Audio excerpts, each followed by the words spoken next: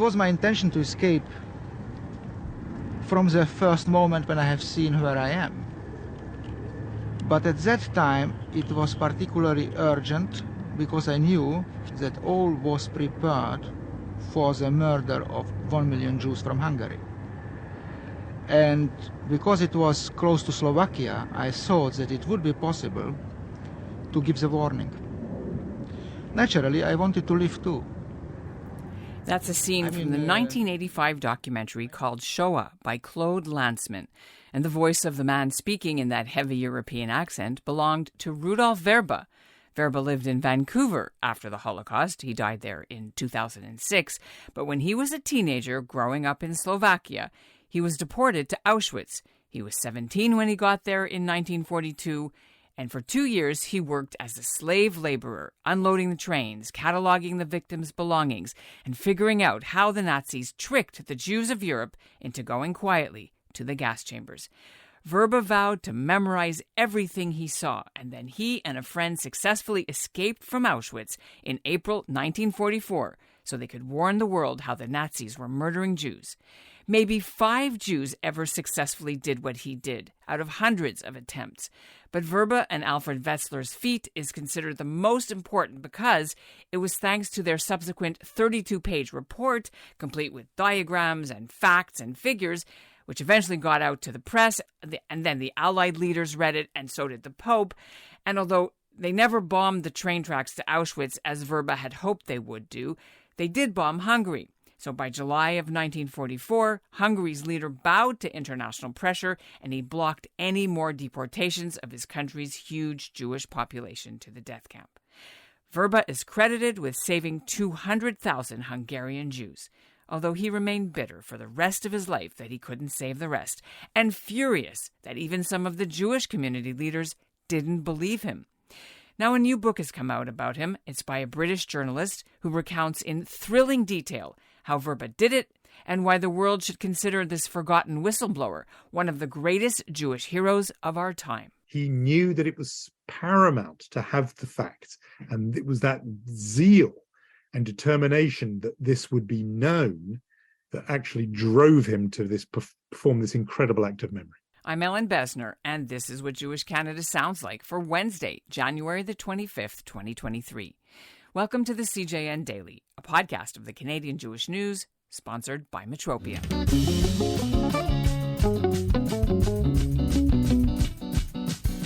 Jonathan Freedland's new book is called The Escape Artist, the man who broke out of Auschwitz to warn the world, and it reads like a thriller, but the author insists none of it is made up, although the cover does mistakenly credit Vrba with being the first Jew to break out of Auschwitz, which Freedland has subsequently clarified.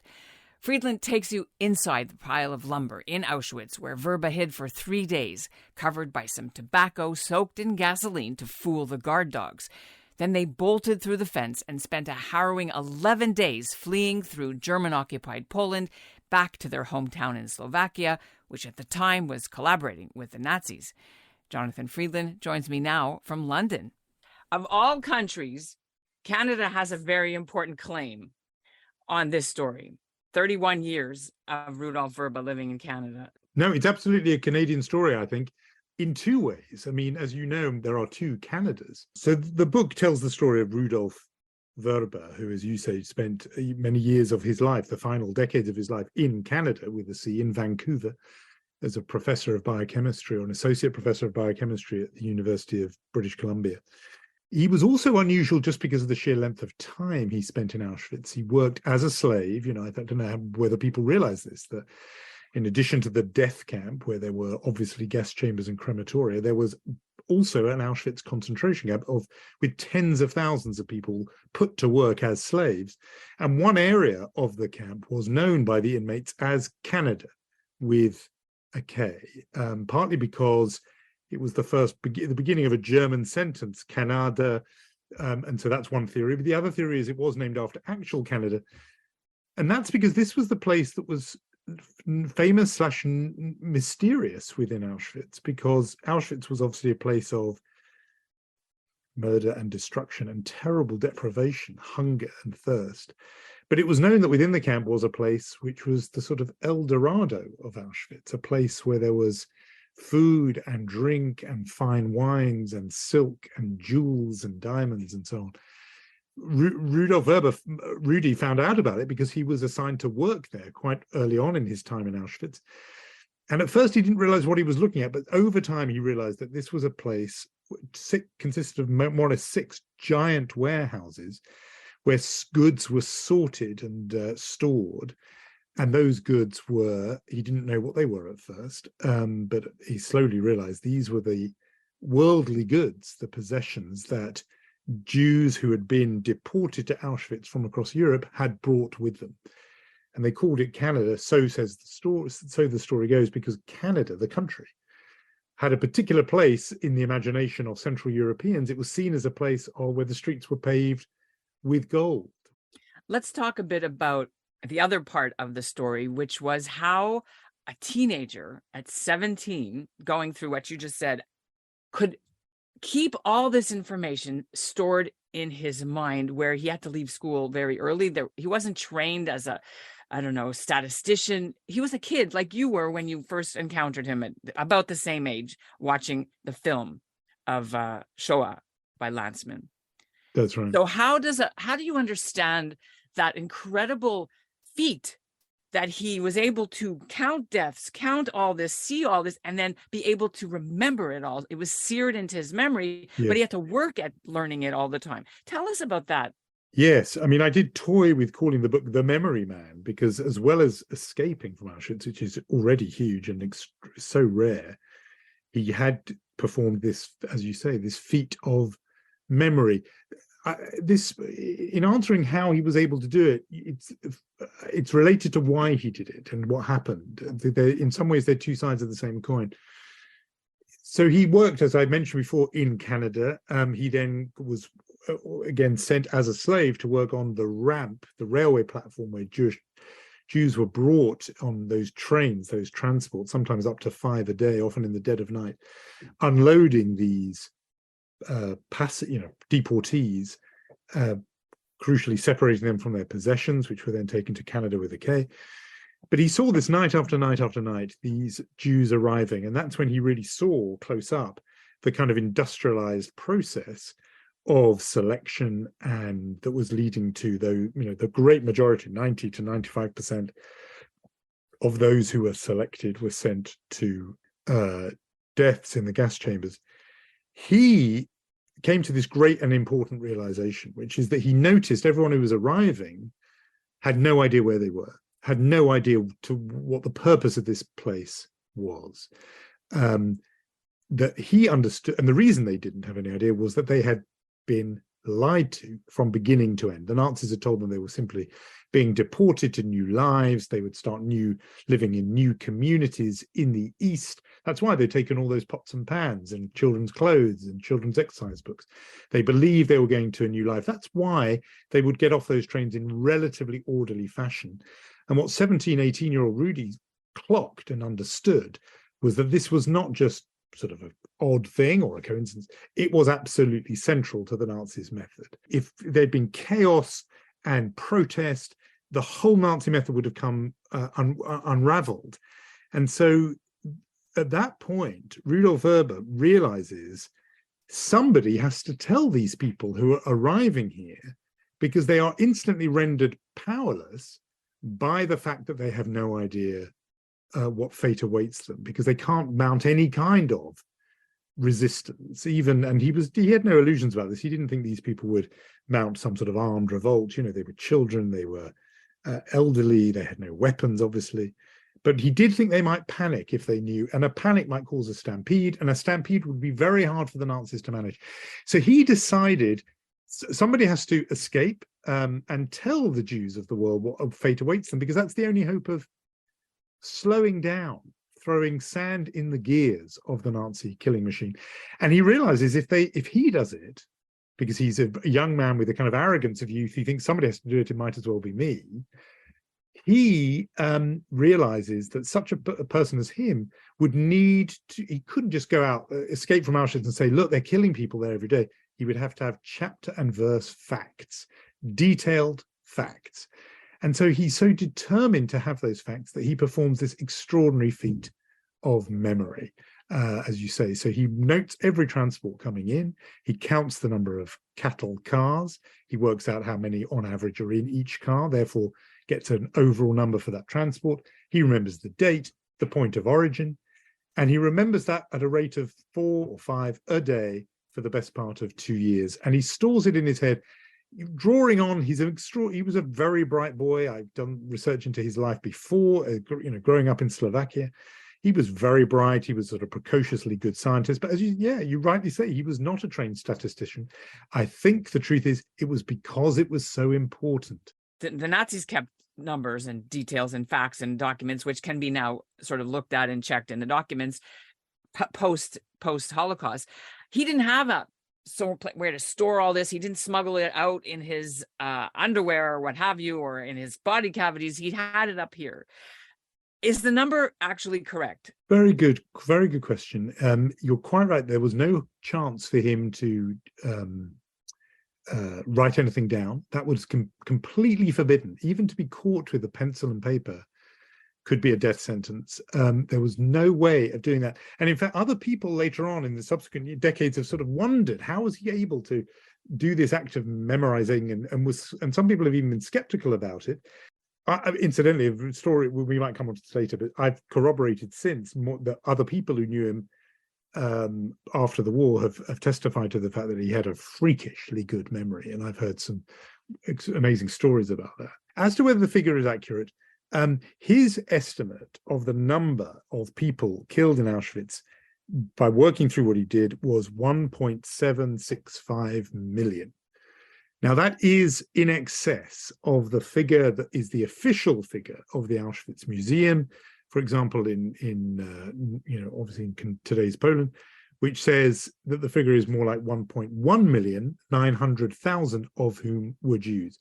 But there are people who say that figure is an undercount and an underestimate, and work still goes on to that end to produce that figure.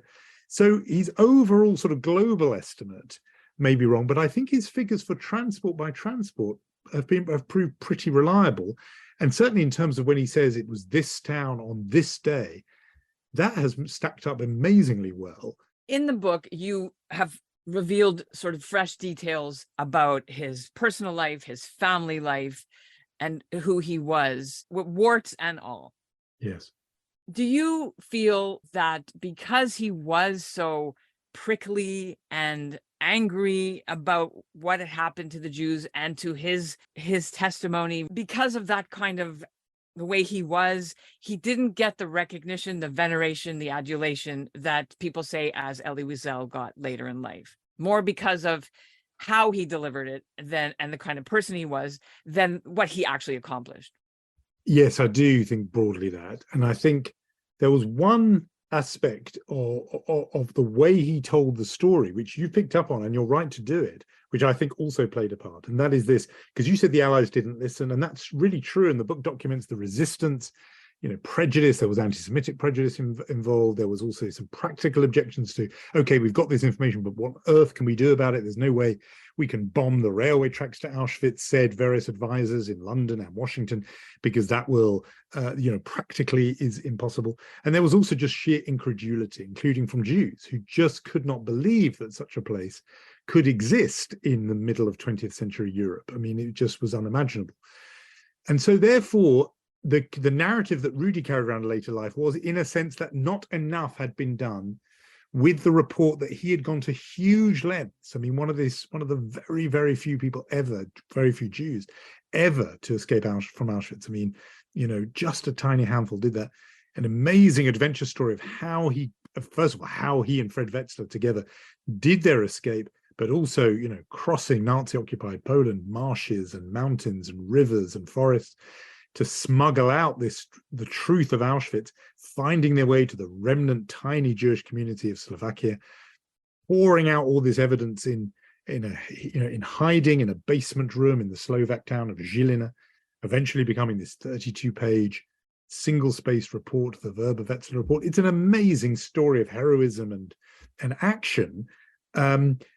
But it did, reached people who didn't act the way that Rudy had wanted them to act. And therefore, it's very easy to say, look, no one listened. Actually, what did happen is eventually it did find its way into, reach the desks of Roosevelt and Churchill and the Pope.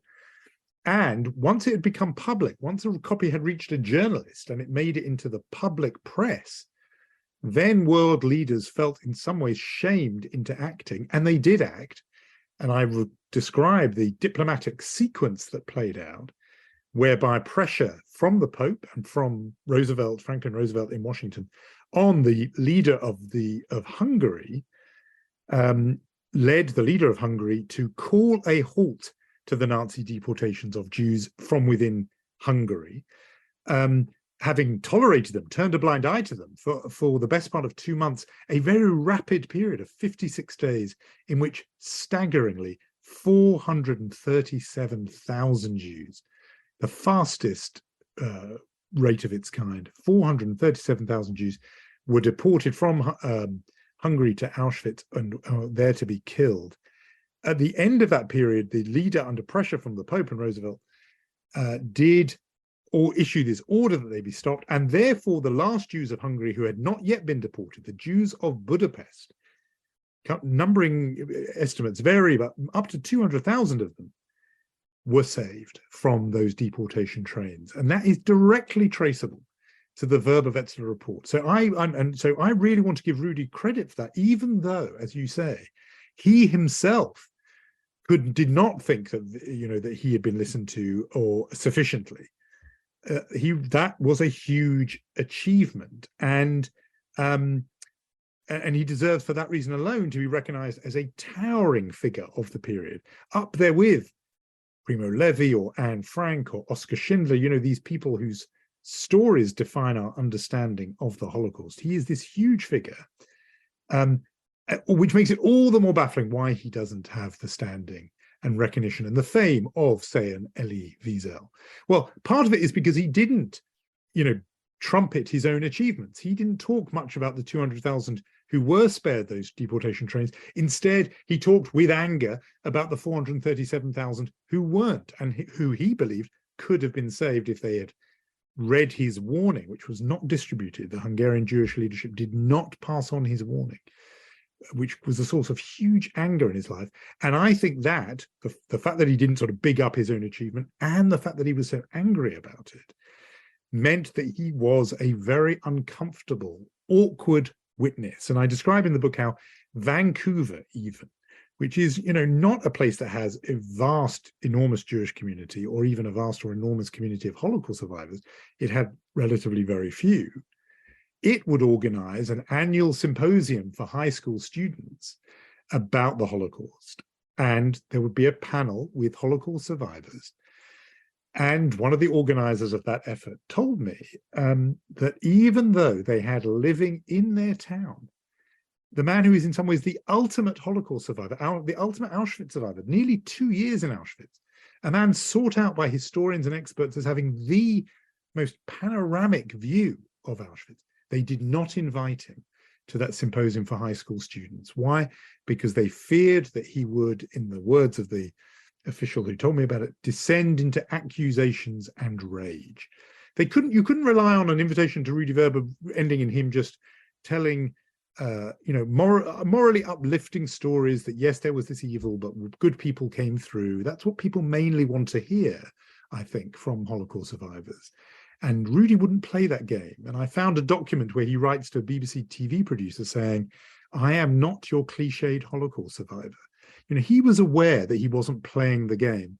And I think that played a big part in him not getting the recognition he deserves. And in some ways, it's trying to right that wrong that was a big motive for me in writing this book. Well, some people who reviewed your book, and including Alan Twigg, who runs this rudolfvrba.com website, talk about his rage in some of the language even that we can see. His original title of his own memoirs was "I Will Not Forgive." It got changed later. He used the term desktop murderers. I love that term. Tell me what that means to you. Desktop murderers, who were they? Front and center in Rudy's mind were very specifically those who had failed to pass on his warning, and more specifically still, the individual figure, controversial figure of Rudolf Kastner, who was the de facto leader of Jews in Hungary, who did not pass on the Vrba-Wetzler report, this amazing 32-page account of what fate awaited Jews if they ended up in Auschwitz. Now, we won't litigate it here, but there are people who make a case for the defense of Kastner, and there are people who take the opposite view. Rudy was adamant that Kastner was guilty of a great moral failure.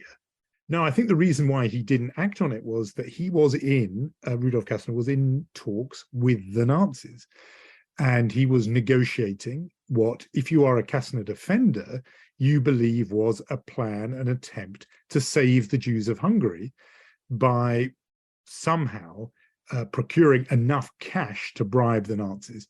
If you are an opponent of Kastner, as Rudy Vrba was, you believe that he absolutely knew that there was no such deal on the cards with the Nazis, and instead were keen to save only those 1,684 Jews who in the end were saved, spirited out of Hungary on what would become known as the Kastner train. At the end of your book, you write that Rudy didn't feel that he was a hero, but was he a religious man, an observant man? I don't think he was buried even on Shabbat, as opposed to when you're not supposed to be. So can you tell us a little bit about his Jewish context? Sure. He didn't say he was a hero, but I offer as a thought, perhaps we should see him more in the tradition of the Jewish prophet, whose warning is not heeded, and our sources are full of. And it seemed to me that he was in that tradition, and even the kind of rage and restlessness felt to me as almost made him a kind of biblically prophetic figure. But that is not perhaps an image he would have turned to. He was avowedly non-religious. He'd grown up ultra-Orthodox. He would have worn the peyot, the side curls, the tzitzit, the ritual fringes. His grandfather in the town of Nitra was properly, ultra-Orthodox. He soon got rid of that stuff. There's a story that he used to like to tell about how he was a man of science. And so age 14 or 15, he takes himself into a restaurant, orders pork, and thinks, if this is wrong, and if God is offended by this, then a bolt of lightning will strike me. And if God doesn't care less, and there is no God perhaps, then I won't. And there was no bolt of lightning. So he thought, right, let's none of that anymore. He dismissed it all. He was rarely afterwards, after the war, and in Canada, rarely seen inside a synagogue. In fact, he was invited, I think in 1997, to speak, perhaps 1998, at a Kristallnachts commemoration event in Vancouver. It was held in the synagogue there, and his wife wondered if that had possibly been the first time he had set foot in a synagogue since, maybe the war period. That said, and we're deliberately not going to say what this traumatic event in his post-war life was, because I think people should read that in the book.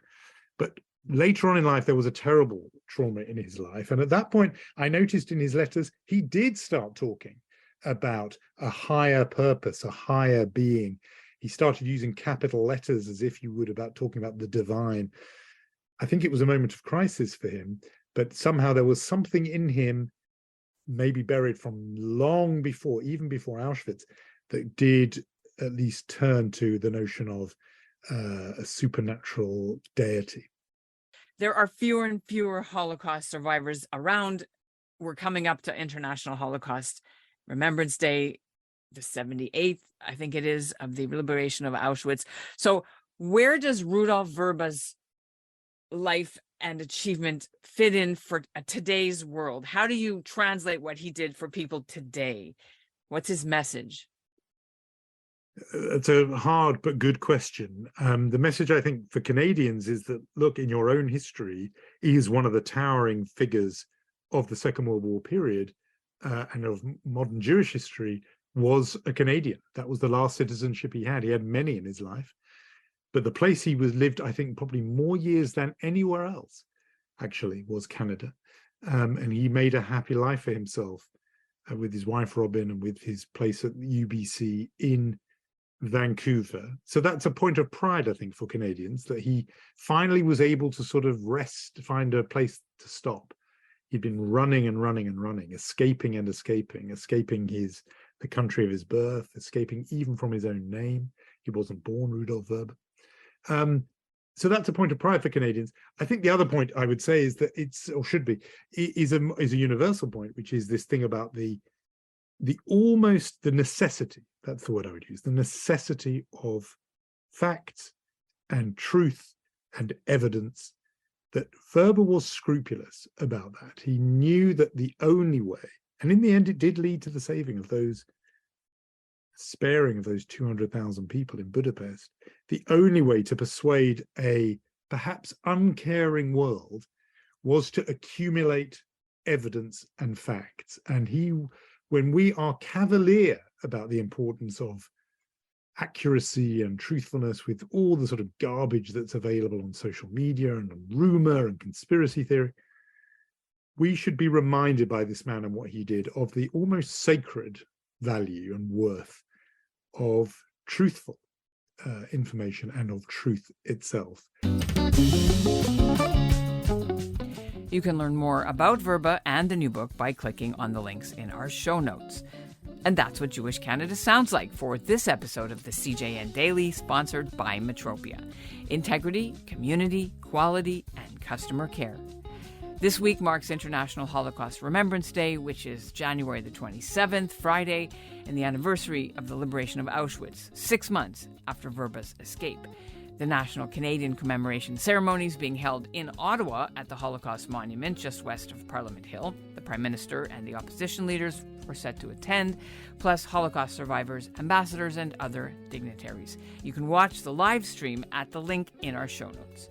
And monuments across the country will be lit in yellow on Friday for the occasion, including the CN Tower, Niagara Falls, BC Place, and the Champlain Bridge. Thanks for listening to the CJN Daily.